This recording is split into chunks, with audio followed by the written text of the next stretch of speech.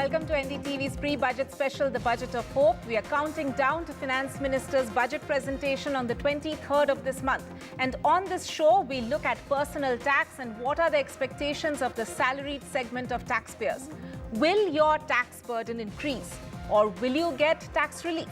We will explore the key expectations and concerns of salaried individuals regarding potential tax reforms and break it down for our viewers in the simplest non-jargonish format.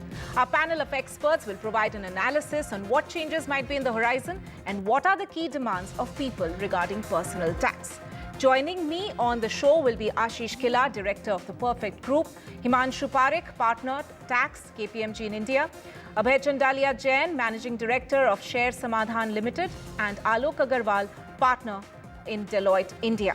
But before I go across to my panel of experts, let's listen into what people on the ground are actually demanding. We have curated a number of voices of the salaried middle class and what their expectations are from this budget in terms of personal tax. Listen into some voices coming in from the national capital. What are your expectations from the upcoming budget with respect to personal tax? Yeah, what we are looking for is that there should be a relief for the middle class, primarily because the taxation as of now is pretty high, and this particular class is the most taxed class, the low middle and the middle. I feel that we need to have some sort of relief in this so that these people can have some more expenditure and savings also. Thank you. In which field do you work in? I'm a banker. All right, great. So, ma'am, with respect to the upcoming budget, personal tax से आपकी क्या expectations हैं? इसमें ऐसे लगता tax salaried के लिए up to 15 lakh तक है ना टैक्स रिबेट होनी चाहिए, और ये इसमें ये भी बोल रहे हैं जैसे हाउसिंग लोन ये लेते हैं हम, तो उसमें भी टैक्स डिडक्ट होता है. उसमें भी बोल रहे हैं कि इंटरेस्ट वाला वो नए न्यू स्लैब में जो आया है कि जो इंटरेस्ट इनकम पे जो हमें वो रिबेट मिलती है वो भी हमें मिलनी चाहिए, और मतलब वो बंद नहीं करनी चाहिए. वो बोल रहे हैं बंद हो जाएगी, इंटरेस्ट इनकम पे जो रिबेट मिलती है वो बंद हो जाएगी न्यू स्लैब में, न्यू टैक्स टाइम में, तो वो नहीं होनी चाहिए. तो आप किस फील्ड में काम करती हैं?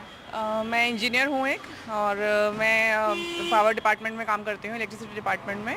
और यही उम्मीद है कि आने वाले बजट में टैक्स में कुछ हमें मतलब जो हम टैक्स पे कर रहे हैं उसमें कुछ रिडक्शन मिले डेफिनेटली, एंड जो स्लैब्स हैं वो थोड़े एक्सपैंड किए जाएं, जो हमें एग्जेम्पशन मिलता है. यही उम्मीद है एक. So, personal tax relief, how much do you expect, or is it going fine now as it has been? The limit for 2.5 at least it should be increased, and people who are in 30% slab or above, they will be getting relief if we can increase this at least 80 part. Expectations from the upcoming budget, as they did not get much tax relief in the interim budget of 2024. Will the finance minister offer income tax relief to the salaried class on July 23rd, or will the taxpayers need to adjust their old-time favorite expectations? Questions that will be answered on the union budget on July 23rd.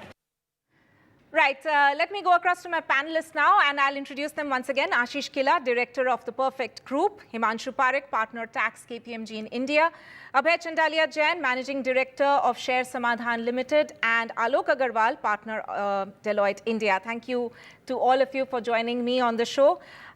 First question to Ashish Killa.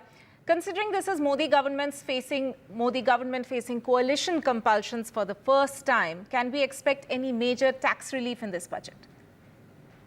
So I think just to give you a background, I think the government, even the Revenue Secretary has made it very clear that they want to move to a simplified tax regime. And the benefit which the government and a coalition setup might want to give to the rural household or to rural folk would be more in terms of schemes and welfare schemes targeted towards helping out the poor people, helping out the lower middle class.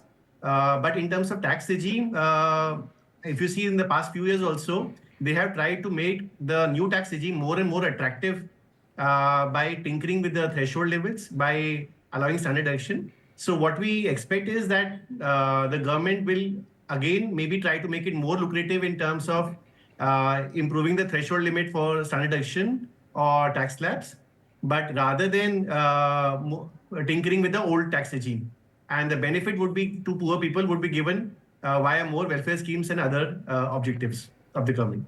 Right.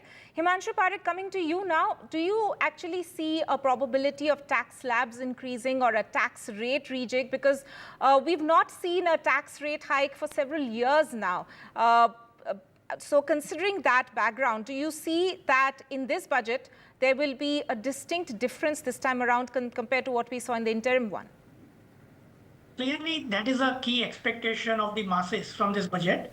Having said which, what we need to appreciate is that if you look at the old tax regime, while the basic exemption slab is only 2.5 lakhs, and under the new regime, the basic exemption slab is 3 lakhs.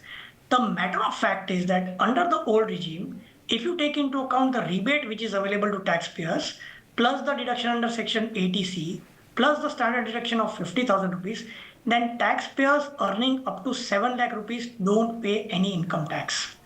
Similarly, under the new regime, having regard to the tax rebate which is available up to 7 lakhs, plus the standard deduction up to 50,000 rupees, for taxpayers earning up to 7.5 lakhs, they don't pay any income tax at all. Now, obviously, there are expectations that the slab rate should be further revised, there should be a further relaxation thereon, the rate of tax should be reduced, so on and so forth. And as Ashish said, I would like to believe that clearly the government's intention is to move to the new regime from the erstwhile regime, and therefore I would not expect any tinkering in terms of the deductions available to taxpayers, be it in the form of section 80C or any other deductions that were available to salaried taxpayers.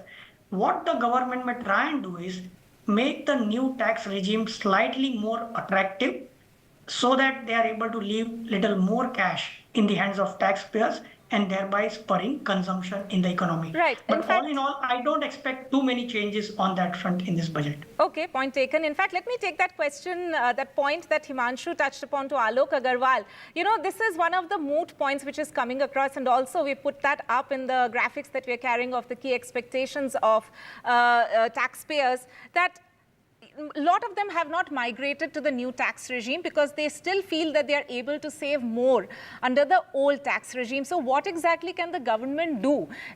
You know, if their attempt is to, you know, do away with confusion, make it simpler for the taxpayer, that has not really been achieved by the new tax regime so far. So what exactly can the government do in this budget this time around in order to make the new tax regime more attractive for taxpayers?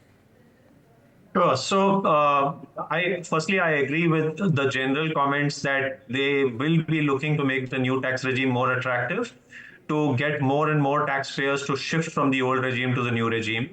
One of the reasons or intentions of the government under the new regime was to keep it simple without having to review and scrutinize claims for deductions and exemptions, let's say based on documentation, based on satisfaction of conditions, the scope for, let's say, tax avoidance that may have. So keeping that in mind, it is still possible for the government to sweeten the deal, if I may, under the new regime by introducing some deductions. A simple example could be, let's say, a deduction of 50,000 rupees that is available when an individual contributes to NPS, which is there under the old regime, and that is not under the new regime. Now, again, this government has been trying to incentivize the NPS scheme over the years, and that could be a simple way they could provide additional benefit under the new regime and at the same time achieve their objective of making the NPS more popular. Similarly, there could be a couple of other financial-oriented deductions that they could provide under the new regime where they don't really need to scrutinize any claims because that data is very easily coming to the government and being captured in the AIS, TIS and other documents. Right. Let me take the next question that I have to Abhay Chandalia Jain, Managing Director of Share Samadhan. You know, there's also, besides all the other expectations that we have talked about, there's also a growing demand of expecting changes in the capital gains tax. Can the salaried segment expect their voice to be heard on that front from the finance minister this time around? And this is important for market buoyancy as well, that we've seen that there's been a lot of interest in how the market is doing of late. So is that a fair demand from the taxpayer side, which the government may heed this time? Yes, you know that after paying all the taxes, we pay GST. After that, we pay the proper income tax. And whatever money is left over, we are investing in the capital market. And since the market is growing, everybody is earning. So the tax present structure is again, I will say it is on a higher side. Looking at the total market cap, which is more than the GDP of the country, with the total tax collection under capital gain will increase further. So I will suggest the government to bring some changes, whether increasing, whether it should be reduced. Earlier, the long-term capital gain was totally tax-free. So they put the taxes on that. So I request the government should bring down the capital gain taxes. It's not only the share market, on the real estate part also, the capital gain should be reduced. Recently, there was one event in Mumbai in which somebody has asked our honorable finance minister about that. How much money they are paying to the government as a taxes and how much money a share broker is earning. So share broker is earning out of the trading done by the shareholders or market traders itself. So you understand how much a person is paying the total tax if that person calculate.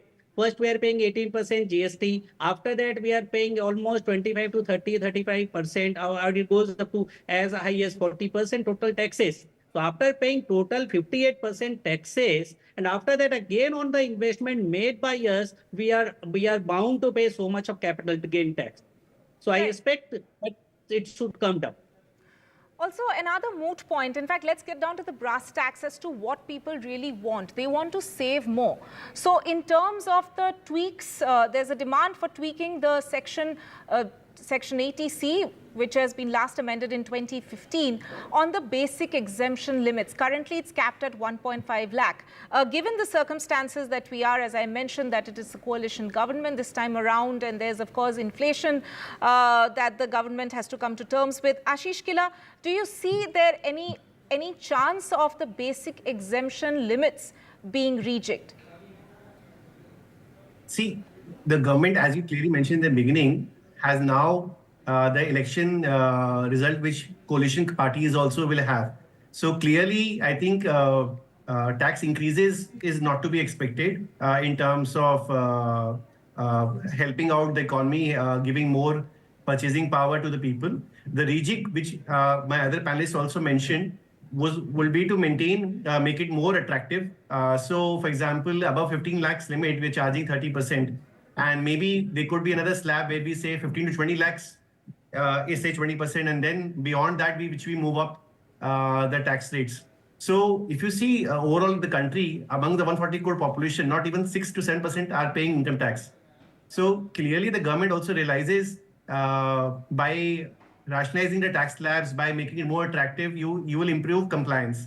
And also another better way to collect taxes is maybe indirect taxes, like a honeybee collecting honey from flowers and without pinching anybody else. So I think that is the way forward in terms of how you move towards an efficient tax collection system from everyone in the country. Right, that also brings in the question whether there's a need for widening the tax net. That, of course, includes several other aspects and even political decisions that the government might have to consider. We'll slip into a short break at this point, but continue this very important conversation on the other side. Stay tuned.